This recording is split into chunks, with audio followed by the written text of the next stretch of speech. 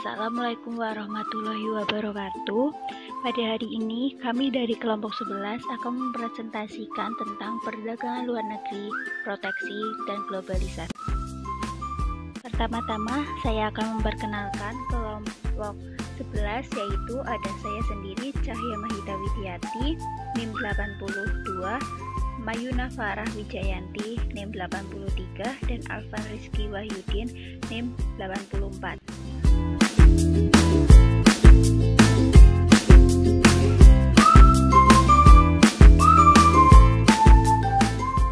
Selanjutnya, apa saja yang akan dibahas dalam bab ini? Yang pertama, yaitu ada beberapa keuntungan dari perdagangan luar negeri. Yang kedua, ada keuntungan spesialisasi, contoh angka. Yang ketiga, ada keuntungan spesialisasi, gambaran secara grafik. Yang keempat, adalah syarat perdagangan. Yang kelima, ada proteksi dan pembatasan perdagangan luar negeri. Dan yang terakhir, ada globalisasi.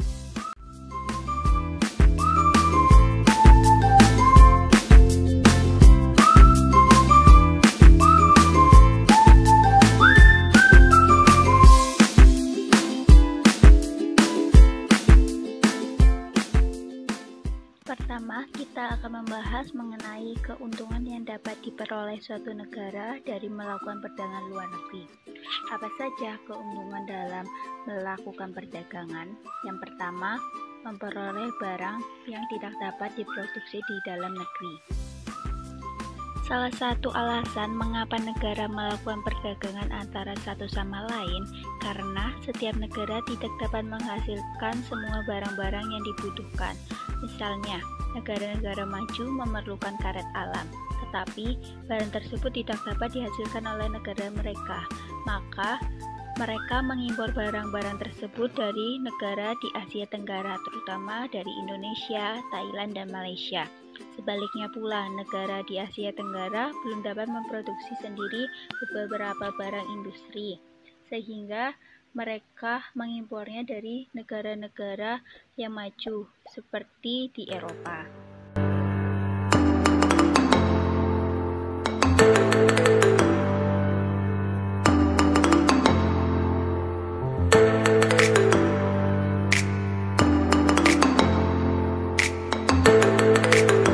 Yang kedua, memperoleh keuntungan dari spesialisasi. Sebab utama kegiatan berdagang luar negeri adalah untuk memperoleh keuntungan yang diwujudkan oleh spesialisasi. Walaupun suatu negara dapat memproduksi suatu barang yang sama jenisnya dengan yang diproduksikan oleh negara lain, tetapi ada kalanya lebih baik apabila negara tersebut mengimpor barang tersebut dari luar negeri. Dengan mengadakan spesialisasi dan perdagangan, setiap negara dapat memperoleh keuntungan, yaitu faktor-faktor produksi yang dimiliki setiap negara dapat digunakan dengan lebih efisien. Setiap negara dapat menikmati lebih banyak barang dari yang dapat diproduksikan di dalam negeri.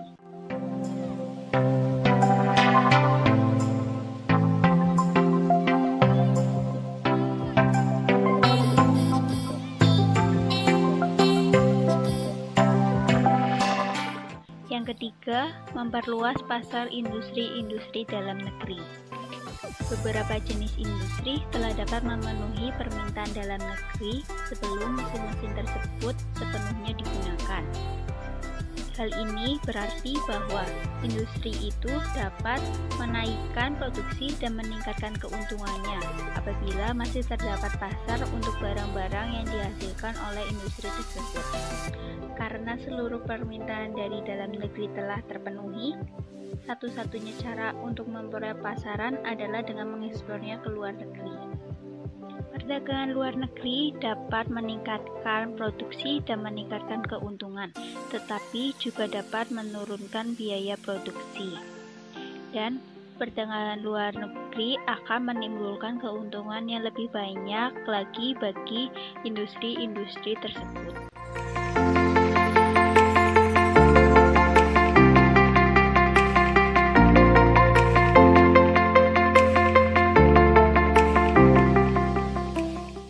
Yang keempat, menggunakan teknologi modern dan meningkatkan produktivitas.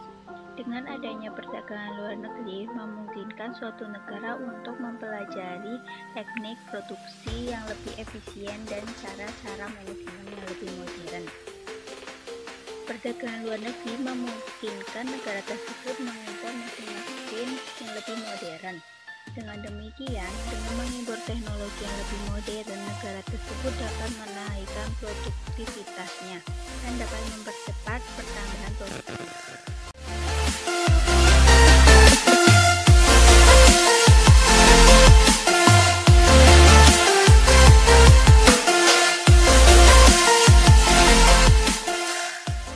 Selanjutnya, kita akan membahas tentang keuntungan dari spesialisasi.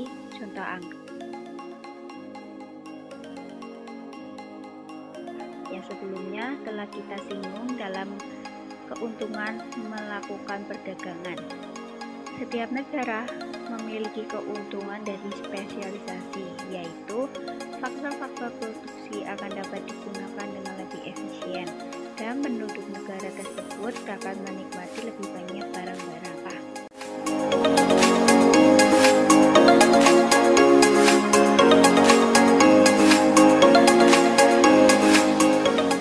Dalam menunjukkan keuntungan yang dapat diperoleh dalam perdagangan luar negeri dapat digunakan dengan dua cara, yaitu menggunakan angka-angka dan menggunakan grafik.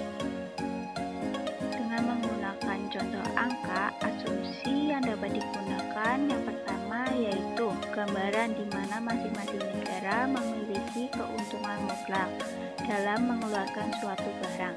Yang kedua, gambaran di mana masing-masing negara memiliki keuntungan berbanding dalam mengeluarkan suatu barang. Yang selanjutnya, keuntungan mutlak dan keuntungan berbanding. Keuntungan mutlak adalah keuntungan yang diperoleh oleh suatu negara dari mengkhususkan kegiatannya kepada memproduksikan barang-barang dengan efisien yang lebih tinggi dari negara-negara lain. Sebagai contohnya, dapat dilihat dalam tabel 11.1. Dalam contoh angka yang diberikan menunjukkan bahwa di negara B, seorang pekerja dapat memproduksikan kain lebih banyak dari seorang pekerja di negara A. Ini berarti pekerja di negara B lebih efisien dari negara A dalam menghasilkan kain. Dalam keadaan seperti ini, dikatakan bahwa negara B mempunyai keuntungan mutlak dalam memproduksi kain.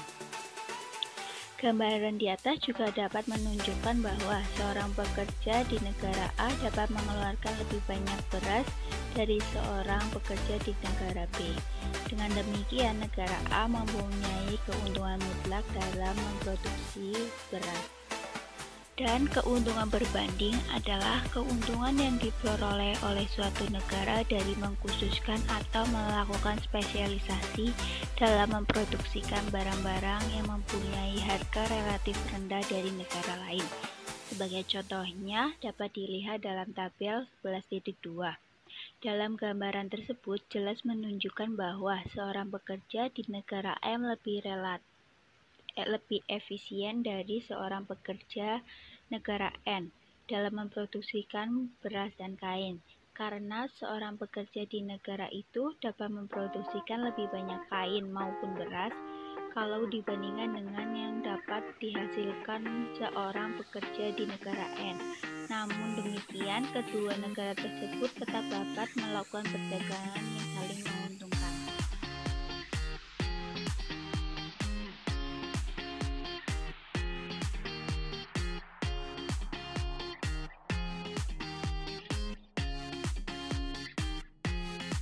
Berikut adalah tabel keuntungan mutlak dan tabel keuntungan berbanding. Selanjutnya, kita akan membahas mengenai keuntungan mutlak dan perdagangan. Yang pertama, sebelum spesialisasi, masing-masing negara harus memproduksikan sendiri beras dan pakaian yang mereka butuhkan. Contohnya dapat dilihat pada tabel 11.3. Penggunaan 1 unit faktor produksi akan menghasilkan beras sebanyak 3.000 kilo di Indonesia dan 5.000 kilo di Thailand. Dengan demikian, Thailand mempunyai keuntungan mutlak dalam menghasilkan beras. Unit lainnya dari faktor produksi yang dimiliki setiap negara akan digunakan untuk menghasilkan pakaian. Di Indonesia akan dapat menghasilkan 500 helai dan di Thailand 250 helai. Ini berarti Indonesia mempunyai keuntungan mutlak dalam memproduksikan pakaian. Yang kedua, sesudah spesialisasi. Spesialisasi faktor-faktor produksi dapat digunakan dengan lebih efisien. Sebagai contohnya dapat dilihat pada tabel 11.3 pada keadaan 2. Thailand dapat memproduksikan 10.000 kg beras. Sedangkan tanpa spesialisasi, Indonesia dan Thailand hanya dapat memproduksikan 8.000 kg beras saja. Juga produksi pakaian akan bertambah banyak, yaitu dari 700 helai sebelum spesialisasi menjadi 1.000 helai sesudah spesialisasi. Angka-angka ini menunjukkan bahwa dengan adanya spesialisasi faktor-faktor produksi dapat digunakan dengan lebih efisien. Ini dapat dilihat dari jumlah produksi yang semakin banyak walaupun jumlah pekerjanya adalah tetap. Yang ketiga, keuntungan perdagangan. Perdagangan memungkinkan setiap negara menikmati lebih banyak barang dari yang dapat dihasilkan di dalam negeri. Sebagai contohnya dapat dilihat pada tabel 11.3 pada keadaan 3. Dapat dilihat bahwa penduduk Indonesia akan menikmati 5.000 kg beras dan 500 helai pakaian. Jumlah ini adalah lebih tinggi dari yang mereka dapatkan sebelum perdagangan, yaitu 3.000 kg beras dan 500 helai pakaian. Keadaan ini sama didapati di Thailand, sedangkan mereka dapat menggunakan 5.000 kg beras dan 500 helai pakaian, berbanding dengan 5.000 kg beras dan 250 helai pakaian sebelum dilakukan spesialisasi perdagangan.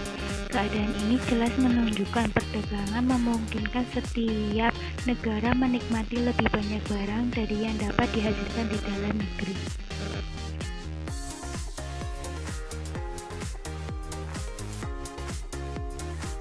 Berikut adalah tabel keuntungan mutlak dan perdagangan luar negeri. Selanjutnya kita akan membahas mengenai keuntungan berbanding dan perdagangan. Yang pertama, sebelum spesialisasi, harga relatif mobil lebih murah di Amerika Serikat dan sebaliknya harga relatif televisi adalah lebih murah di Jepang. Sebagai contohnya dapat dilihat pada tabel 11.4 pada keadaan 1. Di Amerika Serikat untuk memperoleh satu mobil yang harus dikorbankan adalah 30 televisi. Di Jepang, satu mobil dapat ditukarkan dengan 60 televisi.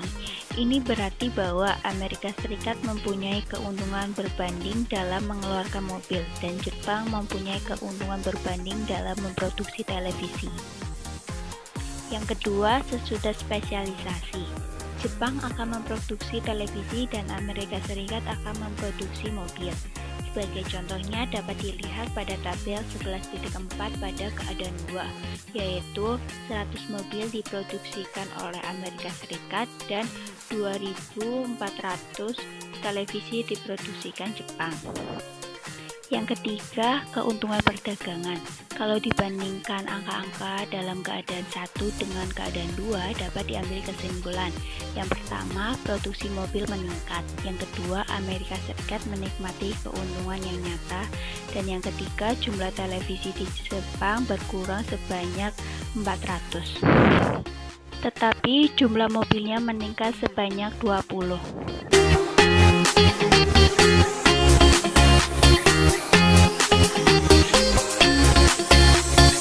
Berikut adalah tabel keuntungan berbanding dan perdagangan luar negeri.